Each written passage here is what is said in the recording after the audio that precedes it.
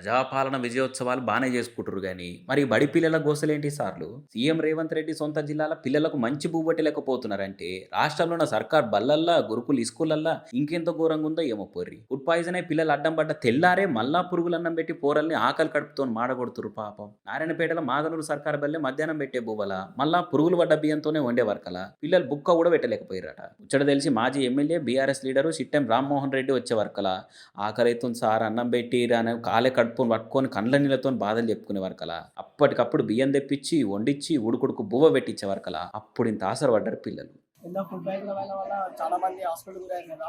మళ్ళీ ఈరోజు ఏమైందంటే మళ్ళీ చేసిర్రు, మళ్ళీ అదే రిపీట్ అయింది. కలెక్టర్ అందరూ వచ్చేసారు, మళ్ళీ సేమ్ అదే రిపీట్ అయింది, మళ్ళీ రిపీట్ చేసిర్రు, మళ్ళీ అదే విధంగా స్టేట్లో పురుగులు రావడం అవి రావడం అని జరిగింది.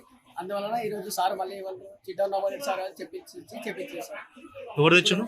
చిట్టన్ రామోహన్ సార్ తెప్పించారు సార్ రైస్ ఇప్పుడు చేపిస్తున్నారు సార్. నిన్న ఫుడ్ పాయిజన్ అయినందువలన కొంచెం ప్రాబ్లం అయింది పిల్లలకి.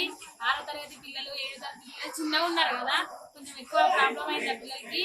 అంటే నిన్న అయినందుకు నిన్న బియ్యం అడ్డే ఉండే మళ్ళీ మధ్యాహ్నం వండిండ్రు కానీ మళ్ళీ అదే రిపీట్ అయింది. మళ్ళీ ఇప్పుడు 4 అవుతుంది టైము, అదే వండి మళ్ళీ చిట్టం రామోండి సార్ గారు మళ్ళీ తెప్పించారు బియ్యం రైస్ తెప్పించి ఇప్పుడు చేపించారు. టైం 4 అవుతుంది, ఇప్పుడు తింటుండ్రు పిల్లలు. మరి సర్కారు ఏలుబడి మీద ఎవరు ఏలెత్తి చూపించినా ఇది కార్ పార్టీ వాళ్ళు నడిపించిన కథ. బీఆర్ఎస్ వాళ్ళు ఇనుకోండి చేసిన కుట్ర.